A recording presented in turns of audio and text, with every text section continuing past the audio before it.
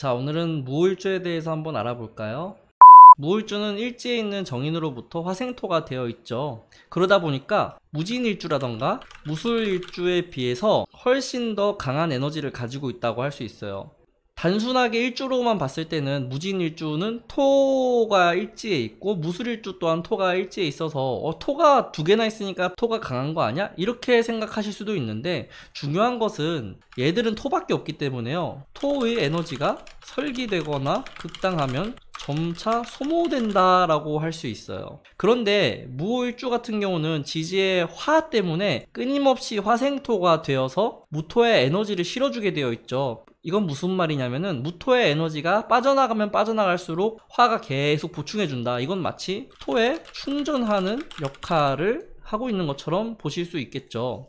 그래서 무호일주는 화생토 때문에 점점 단단해진다 라고 이야기할 수 있습니다. 이거를 물상적으로 표현하면, 땅에 물 뿌리고 소금 뿌려서 그 위에 롤러로 자꾸 문지르는 형태가 돼요. 땅 위에다가 소금 뿌리고 물 뿌리고 계속 롤러로 문지르면 단단해질 거 아니에요. 그렇게 해서 점차 굳어지는 형태가 무호일주의 특징이다, 이렇게 생각하시면 한결 이해하기가 쉬울 거예요. 자, 그러면 어떻게 되겠어요? 땅이 단단해지니까 어떤 것이더라도 뿌리를 내린다거나 뭔가 새로운 것이 들어오기가 어려워지겠죠. 그래서 무호일주는 시간이 지날수록 고집이 강해진다 라고 생각하시면 돼요. 이 고집이 강해지는 게 결국에는 정인으로 채워서 강해진 거기 때문에 자기가 인정하는 것 외에는 어떠한 것도 받아들이지 않는 고집으로 연결이 돼요. 그래서 나이를 먹으면 먹을수록 고집스러워지고 성격이 괴팍해지고 말이 안 통하는 그런 사람이 될 가능성이 매우 높아요.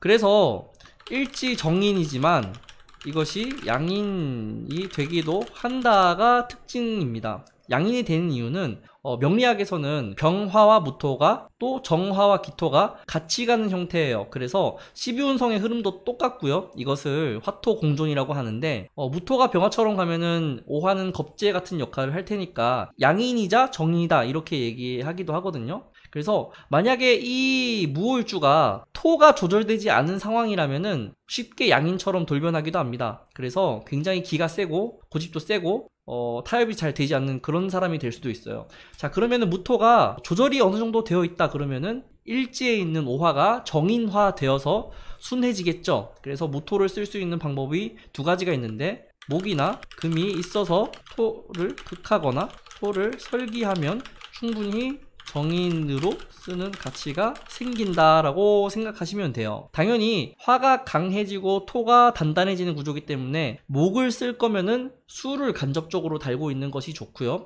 수를 간접적으로 달아야 되는 이유는 일지의 오화를 건드리지 않고 수생 목을 하기 위해서요. 만약에 갑자월에 무호 1이다 이러면은 좌우충이 되기 때문에 일지의 정인을 건드리게 되거든요. 그래서 갑목 옆에 뭐 개수나 임수로 있다거나 자수가 충을 하지 않는 조건에서 멀리 있거나 또는 해수가 이제 좀 거리를 두고 있으면은 수가 간접적으로 작용을 하게 되니까 충분히 관을 받아들이는 형태로 쓰게 됩니다. 자, 그래서 목을 쓰게 되면 관이니까 직장 생활을 하거나 공직 생활을 하거나 단체 생활을 중심으로 직업을 형성하게 됩니다. 그래서 무호일주가 갑목이나 을목을 쓰게 되면은 그 오화의 고집스러움이 어느 정도 완화된다라고 생각하시면 돼요. 그래도 받아들여진다, 이렇게 생각하면 되겠죠. 만약에 을목을 쓸 거면은 을목이 강하게 있어야 목극토가 제대로 될 거고요. 갑목을 쓰게 되면은 개수 같은 것이 있어서 현실 감각을 부여하는 게 좋아요. 그냥 무호일주는 현실감이 떨어집니다. 그래서 이 현실 감각을 키워주기 위해서 개수 같은 것이 있는 게 좋고요. 당연히 수가 없는 상황에서 그냥 목이 있게 돼버리면은 현실감이 떨어지는 것 때문에 배우자를 선택할 때도 그런 현실적인 조건을 별로 따지지 않게 돼요. 그래서 배우자를 선택할 때 그렇게 따지지 않는 것 때문에 결혼하고 후회하는 경우도 종종 있을 수 있습니다. 두 번째 방법으로 금을 쓰게 되는 것, 금을 쓰게 되면은요, 이거는 단체라던가 주변 조건에 나를 맞춰가는 게 아니라요, 나의 재주나 개인성이 강조되는 형태라고 생각하시면 돼요.